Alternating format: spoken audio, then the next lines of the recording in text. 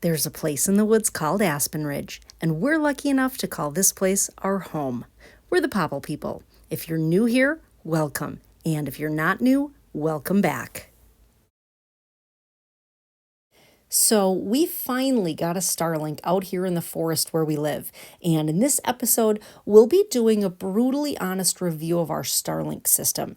We were really worried before we got it about whether or not it would even work at our location because of all the trees on our property. Stay tuned to find out if this system met our needs.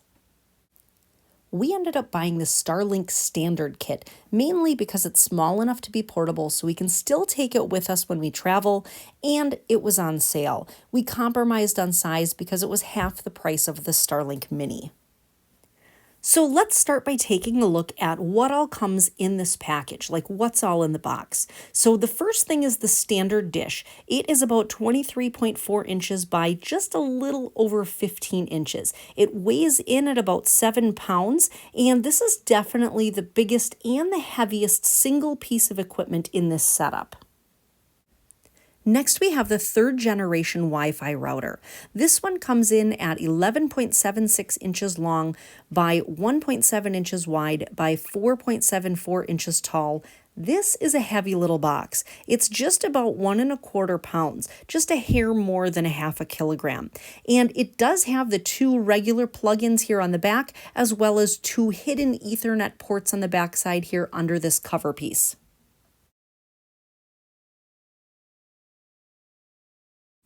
Then we have the power supply box, which is 6.8 inches by 3.66 inches by 1.4 inches, and this one's also fairly heavy. It comes in at just under 1.5 pounds.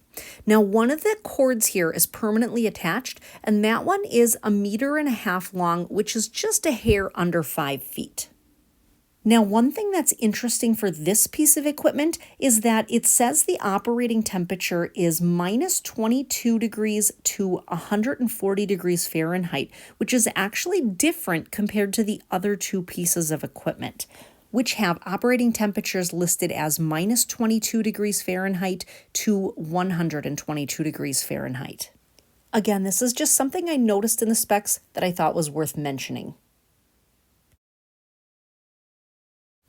Next, we have the Starlink cable, which is the one that connects between the satellite dish and the router, and this one comes in at just a hair over 49 feet long.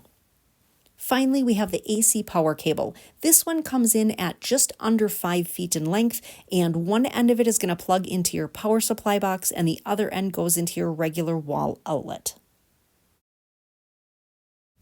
So, as I mentioned before, we live out in the forest, and one of our biggest concerns was whether or not a Starlink would even work here just because of all the trees. Just to give you an idea, this is the clearest area in our yard, and as you can see, we have trees all around us. We're actually standing in the center of our driveway here, so it's our location for the dish that has the fewest obstructions in the way. The dish needs the least obstructed view of the sky in order to properly communicate with the Starlink satellites, so this is our best spot. So we set up our standard system, and it was a very easy and straightforward process. Now, because this is primarily a review video, I'm not going to include much of that process in this video, but if you would like to see that whole setup procedure, I'll toss the link to that video which shows the step-by-step setup instructions down in the description below. And there might be a floater in the upper corner here that'll take you right to that video. Anyhow, I will mention in this review that the instruction sheet that comes in the box is very simplistic. It is pictures showing you how everything goes together, and there's a QR code that'll get you to the correct Starlink app. The instructions are very straightforward and intuitive. Okay, let's talk speeds next. So in the app, you can run a speed test. If you tap on that, it'll show you how many megabits per second you're at. We average probably mid 130s to low 140s most of the time when I run these speed tests. Now, let me just say, this meets our needs just fine. Not sure how it would work for something like gaming or anything like that. We use it primarily for streaming movies on Netflix, YouTube videos, videos, checking email, texting, FaceTime calls, Wi-Fi calling, stuff like that. With that type of usage, we haven't really noticed any lagging or buffering or anything. I can work from home just fine using Starlink. Overall, the speeds have met our needs here at Aspen Ridge. Now, another question that I hear quite frequently is how far can you get from the router before your Wi-Fi signal starts to decline? And I get this message indicating poor Wi-Fi at about 100 feet, roughly 30 meters away from that router. Now, at that distance, my internet still works, but this prompt comes up on the Starlink app. So one of the main reasons that we wanted to try out a Starlink system was to use it when traveling. Like if we're camping in an area with no cell service, we still want the option to text family and friends, check work emails if we need to, or make calls without needing a satellite phone. We were actually considering a sat phone first, but they are just so crazy expensive and limited to what you can do on them. We assessed our options and just felt Starlink with Wi-Fi calling would do essentially the same thing, but with a lot more versatility. And to be honest, we found that to be the case. With our Starlink, we don't just get the texting and calling, we can check emails, we can surf the web, we can watch videos if we want to. We get a lot more usability out of a Starlink than we would out of a sat phone. Now, with that being said, we use our Starlink both at home and when we travel. So we opted for a roam plan versus a residential plan. So I can only speak to the roam plans in this video. Not sure how the residential plans compare. They also do have business plans as well as packages that are specifically for boaters. So you can check out the Starlink website to see all those other options. We found that the 50 gigabyte plan for $50 is plenty for our needs. We don't use enough data to warrant paying for the unlimited roam plan. And I also want to mention that there is an option to go over the 50 allotted gigabytes. In the app, there's another little toggle in here where you can exceed the 50 gigabytes and they'll just bill you $1 for each gigabyte that you go over your plan allotment. We decided to keep that feature turned off because we didn't want to get any surprise bills. We're okay with the internet just shutting off when we hit our 50 gigs. You'll have to determine what will work best for you and your family. Let's talk for a minute about how Starlink is billed. Now, these get billed monthly, so if you activate your dish on the first of the month, you're going to pay immediately for that whole month, and you're going to get auto-billed the first of every month. So you can manage all of this in the app, and this is going to determine what your billing cycle is. So mine, for example, is billed the first of every month, but if you activate, say, on the 12th of the month, then your billing cycle is going to be the 12th of this month through the 12th of next month. And the 12th of next month is when you're going to get charged your fee again. Another common question is about pausing your service. So with the roam plans, you have the option to pause at any time. Like if you don't need service for a few months and don't want to pay for those months, it's super easy to pause. Let me show you here quick. If you go into the app, there's this little toggle and it'll say pause service. Now I have mine paused currently, so mine is showing resume service. And to turn my service back on, all I need to do is slide that button over to the right to resume service. Now, when I do that, I'll get billed a prorated amount for the remaining amount of time left in my billing cycle. So my billing cycle is the first of the month. So if I slide to resume here on the 15th of the month, I'll get billed for half of my plan fee, $25, and I'll be paid up through the first of next month. So your billing cycle, that'll stay the same, and you'll get a prorated bill if you unpause mid-cycle. Does that make sense? So once you have your service paused, you'll get an email confirming that, and it will also remind you in the app that you have paused service, but that you're still paid up through the remainder of your billing cycle. So like I paused on the 21st of October, but it says here that I'll still have service through the start of my next billing cycle on November 1st. And that's because I've already paid for that when I paid for October 1st through November 1st in that monthly billing cycle. So even though I had already paused service, my dish continued to work all the way through November 1st. Let's talk about updates. So if your Starlink is online, it is just going to automatically download and install any updates overnight. However, if you are in your app, you might periodically get this message that there's a software update and it'll do its thing. It'll download and install all on its own. So that's what mine is doing right now. Now, according to the Starlink website, these updates do not count against your monthly data allotment. Like if you're on a plan like mine where there's only 50 gigs included in the plan, having this download is not going to chew into my 50 gigs.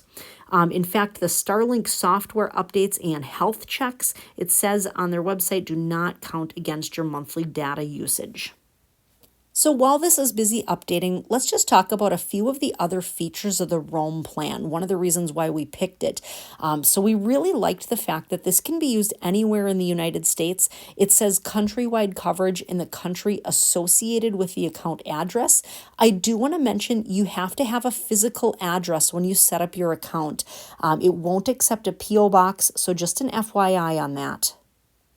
Also, the standard dish on the Roam plan can be used on the fly, according to the Starlink website, up to 100 miles per hour, 160 kilometers per hour. Now, we have used it in the car while driving, and it worked just fine for like watching YouTube videos and FaceTime calls.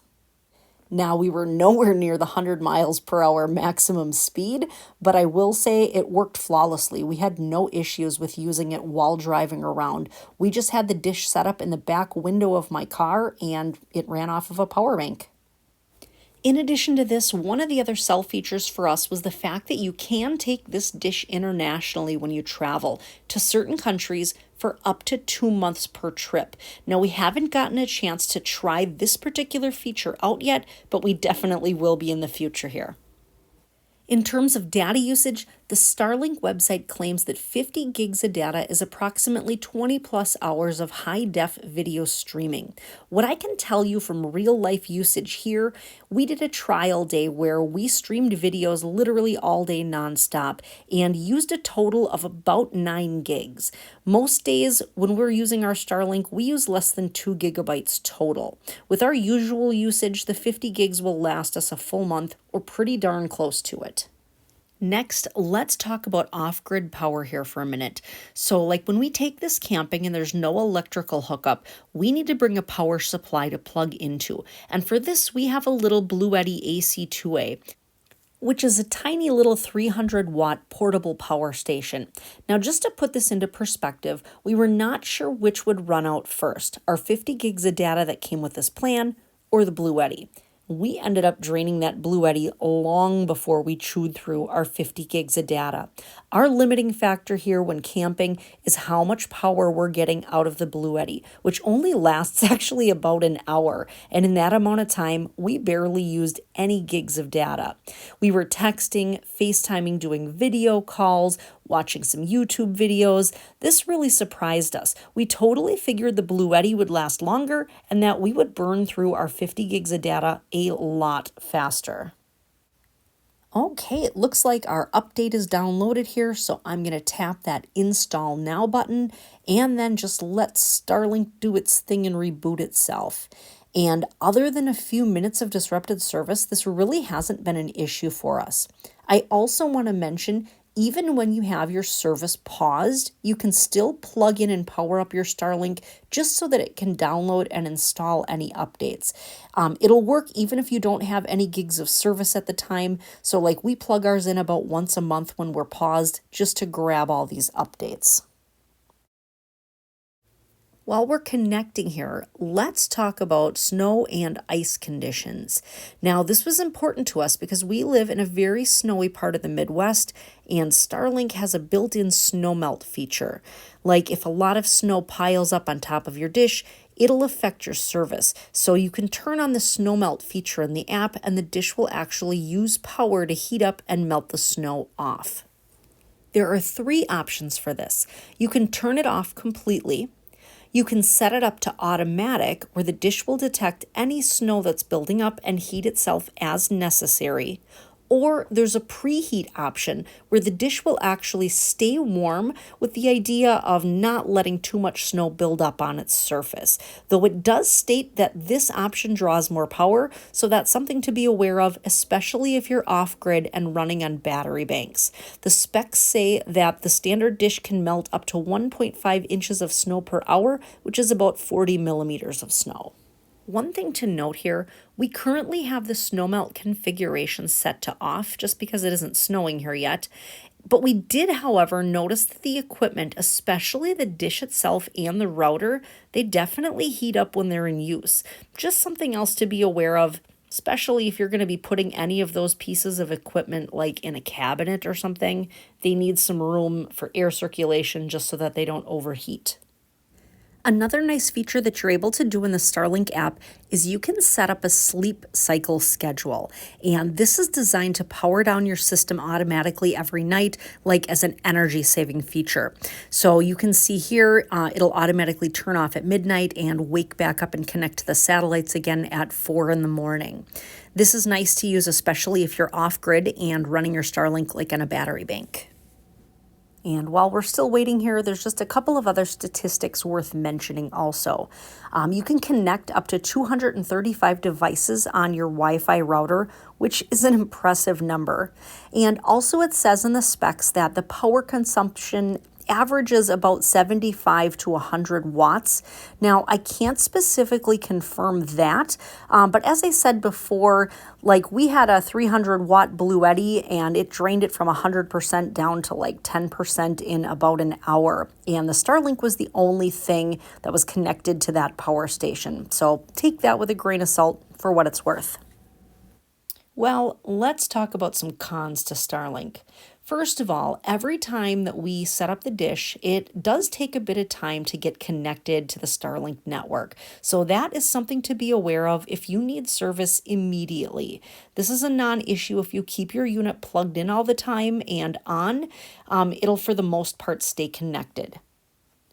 Also, the system will reboot like after it installs an update, and then you're stuck waiting again, just like we're doing here.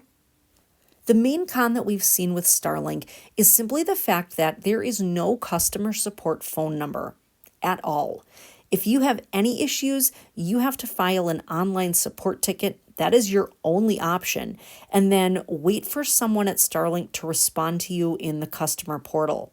And from what I've read online, sometimes it takes a few days for someone to get back to you, which is super frustrating, to say the very least. To be honest, this is about the only thing we don't like about STARLINK. Okay, it looks like we are back online here now, but it is telling me that we've got a partial obstruction. I mean, not surprising, we do live in the forest, but let's take a quick peek at our obstructions map. Lots of blue, that's good. That message is probably just referring to those little red specks. Those indicate obstructions. Not much we can do about that. We're not cutting down any of our trees, so there's that. Well, let's hop back out of here and run a quick speed test and just see where we're at after that update. Ooh, 220s, 230s, even some 240s. That is awesome. Even better than what we had before. So great success. If you have questions or comments, please email us at thepopplepeople, all one word, @gmail.com. Or you can plop a comment below. We love hearing from you. Thank you so much for watching. We really appreciate it. If you enjoyed this video, be sure to hit that like button. And if you would like to subscribe, just tap that colorful circle on the screen. We would sure appreciate it. And that way, you can be a Popple People too. We'll see you soon.